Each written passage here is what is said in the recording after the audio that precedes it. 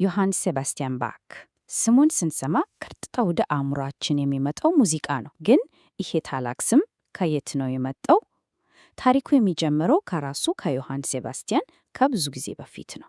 እስኪ አብረን እንመልከት።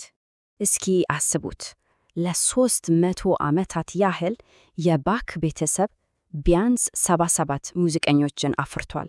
ይሄ እኮ አንድ ቤተሰብ ብቻ አይደለም፣ ሙሉ የሙዚቃ ስርወ መንግስት ነው። ግን ከዚህ ሁሉ የሙዚቃ ችሎታ መካከል አንድ ስም ብቻ ጎልቶ ይወጣል፣ በታሪክ ውስጥ አስተጋብቶ እስካሁን ድረስ ይሰማል። እርሱም ዮሐን ሴባስቲያን ነው። እና ይሄ ወሳኝ ጥያቄ ያስነሳል። ባክ ባይኖር ኖሮ እሱን ተከትሎ የመጣው የምዕራቡ ዓለም ሙዚቃ በሙሉ ምን ሊመስል ይችል ነበር? አዎ፣ የእሱ ተጽዕኖ ያን ያህል መሰረታዊ እና ጥልቅ ነው። እንግዲህ ታሪካችን የሚጀምረው በማዕከላዊ ጀርመን ነው። በዚህ አካባቢ የባክ ቤተሰብ ከሙዚቃ ጋር የነበረው ግንኙነት ለዘመናት የጸናና በጣም ጥልቅ ነበር።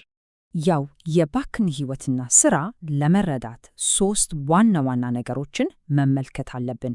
አንደኛ ቤተሰቡ ነው። ቅድም እንዳልነው የ3 ዓመት የሙዚቃ ቅርስ ነበራቸው። ሁለተኛ ደግሞ እምነቱ ነው።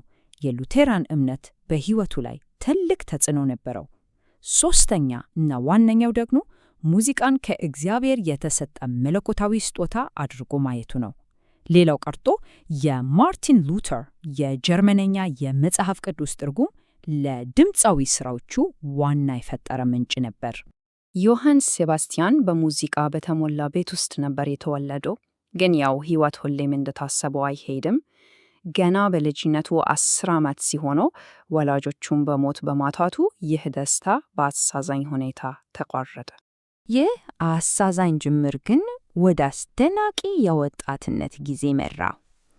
በዚህ ወቅት ነበር ባክ እጅግ በጣም ከፍተኛ ችሎታውንና በቀላሉ የማይገዛውን አመፀኛ ባህሪውን ማሳየት የጀመረው።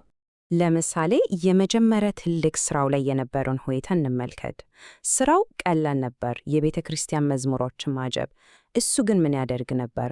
ለምዕመናኑ ለመከተል የሚከብዱ በጣም የተወሳሰቡ ማጀቢያዎችን ነበር የሚፈጥረው። ከዚህም በላይ የቡድን ተጫዋች መሆን ሲጠበቅበት አንድን ሙዚቀኛ ሰድቦ መንገድ ላይ እስከ መደባደብ ደርሶ ነበር። ይህ የሚያሳየው ለብቃት ማነስ ምንም አይነት ትዕግስት እንዳልነበረው ነው። እንግዲህ እንዲህ አይነት ችሎታና ፍላጎት ያለው ወጣት መነሳሳትን ለማግኘት ምን ያህል ርቀት ሊጓዝ ይችላል? ታሪኩ በእርግጡም በጣም አስገራሚ ነው። መልሱ ይሄ ነው፣ 400 ኪሎ ሜትር። አዎ፣ በትክክል ነው የሰማችሁት። የ20 ዓመቱ ባክ የታላቁን ኦርጋን ተጫዋች ዲትሪሽ ቡክስተሁደን ለመስማት ብቻ ከ400 ኪሎ ሜትር በላይ በእግሩ ተጓዟል። እስኪ አስቡት። እና ታሪኩ በዚያ አያበቃም። የተፈቀደለት የ4 ሳምንት ፈቃድ ነበር። እሱ ግን ለ3 ወራት ቆየ። በቃ ይሄ ጉዞ ለሙዚቃ የነበረውን ታላቅ ፍላጎትና ለባለሥልጣናት ደግሞ የነበረውን ንቀት በሚገባ ያሳያል። በመጨረሻም ይሄ ድርጊቱ ከአርንስጣት ሥራውን እንዲለቅ አስገደደው። አሁን የባክ ታሪክ ወደ አዲስ ምዕራፍ ይሸጋገራል።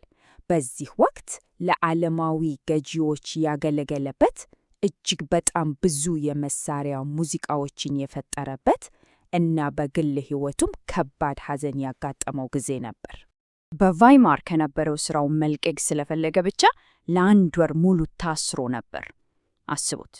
ከተፈታ በኋላ ግን ወደ ኮተን በመሄድ በሕይወቱ ካገኛቸው ምርጥ አሰሪዎች አንዱን አገኘ። የኮተኑ ሊዮፖልድ ሙዚቃን የሚወድ ብቻ ሳይሆን በጥልቅ የሚረዳም ሰው ነበር። እና ይህ ለባክ ብርቅዬ የሆነን ነገር ነበር፣ በሥራ እና በአክብሮት ላይ የተመሠረተ ግንኙነት። ያው ይህ ጊዜ የባክ የፈጠራ ችሎታ የፈነዳበት ነበር ማለት ይቻላል። በኮተን አንደኛ ደረጃ ሙዚቀኞች ስለነበሩት እነ ብራንደንበርግ ኮንቸርቶች፣ ዘ ዌል ቴምፐርድ ክላቪየር እና ለብቻ ለሚቀርብ ቼሎ የተጻፉት ድንቅ ስብሰቦች፣ እነዚህ ሁሉ በዓለም ታዋቂ የሆኑ ሥራዎቹን የፈጠረው በዚህ ወቅት ነው። ግን ይህ የፈጠረ ጊዜ በአንድ አሰቃቂ አሳዛኝ ክስተት ተቋጨ። ከልዑሉ ጋር ከጉዞ ሲመለስ የሰማው ዜና ልብ ሰባሪ ነበር። ባለቤቱ ሞታ መከበሯን። በ35 ዓመቱ ከ4 ልጆች ጋር ብቻውን ቀረ። ይህ ድንገተኛ ሐዘን ሕይወቱን ሙሉ በሙሉ ነው የቀየረው። እንግዲህ አሁን ወደ የባህ ሕይወት የመጨረሻውና በጣም ፈታኝ ወደ ነበረው ምዕራፍ እናልፋለን። በላይፕዚግ የሙዚቃ ዳይሬክተር ወይም ቶማስ ካንቶር ሆኖ ያሳለፈው ጊዜ ለ27 ዓመታት፣ ለቀሪው የሕይወት ዘመኑ በላይፕሲግ ቆይቷል። ይህ በሕይወት ውስጥ ረጅሙን ጊዜ ያሳለፈበት ቦታ ነው እና አዲሱ ሥራው በማይታመን ጫና ውስጥ ነበር ያስገባው። አስቡት፣ በየሳምንቱ አዲስ የሙዚቃ ድርሰት ካንታታ ማቅረብ ነበረበት። ይህ ማለት የማያቋርጥ ከፍተኛ የፈጠራና የሥራ ጫና ውስጥ ነበረ ማለት ነው። ይህ ሂደት ራሱ ልክ እንደ ፋብሪካ ሥራ ነበር። ከሰኞ እስከ ማክሰኞ ድርሰት፣ ረቡዕና ሐሙስ የሙዚቃ ክፍሎችን መግለበጥ፣ አርብና ቅዳሜ ልምምድ፣ እሁድ ደግሞ ማቅረብ። በቃ ምንም አይነት እረፍት አልነበረውም። በየሳምንቱ አዲስ ውስብስብ የሆነ የሙዚቃ ሥራ። ይሄ እኮ የማያቋርጥ ትግል ነበር። በላይፕዚግ በነበረው በመጀመሪያዎቹ ዓመታት ያሳየው የውጤት መጠን እውነት ለመናገር አስገራሚ ነበር። በ3 ዓመታት ውስጥ ብቻ ከ140 በላይ ካንታታዎቹን ጽፏል። እናም በዚህ ከባድ የሥራ ጫና ውስጥ ሆኖ ነው እነ ሴንት ጆን እና ሴንት ማቲው ፓሽን የመሰሉ ታላላቅ ሥራዎቹን የጻፈው። አሁን ደግሞ ወደ ታሪኩ አስገራሚ የመጨረሻ ምዕራፍ እንደርሳለን። እንዴት የታላቅ የሙዚቃ ሊቅ ሥራው ከትዝታ ሊጠፋ እንደቻለ እና ደግሞ እንዴት ዳግም እንደተገኘ እንመለከታለን። የባህ ስም ውድቀትና መነሳት በእውነት አስገራሚ ነው። ከሞተ በኋላ በ1950 ሙዚቃው እንደ ያረጀ ፋሽን ተቆጥሮ ነበር። አስቡት፣ ለ80 ዓመታት ያህል ከጥቂት ሰዎች በስተቀር ሙሉ በሙሉ ተረስቶ ነበር። ከዚያም በ1979 አንድ የ20 ዓመት ወጣት ሊቅ ፊሊክስ ሜንደልሶን የባክን ሥራ እንደገና በማቅረብ ለዓለም አስተዋወቀው። እና ከዚያን ጊዜ ጀምሮ የባክ ሙዚቃ የምዕራቡ ዓለም የሙዚቃ ጥበብ መሠረት ሆኖ ዛሬም ድረስ ቆይቷል። ያው የባክ ታሪክ እንደሚያሳየው ታላቅነት እንኳን አንዳንድ ጊዜ ሊረሳ ይቻላል እና ይህ አንድ የመጨረሻ ጥያቄን እንድናነሳ ያደርገናል።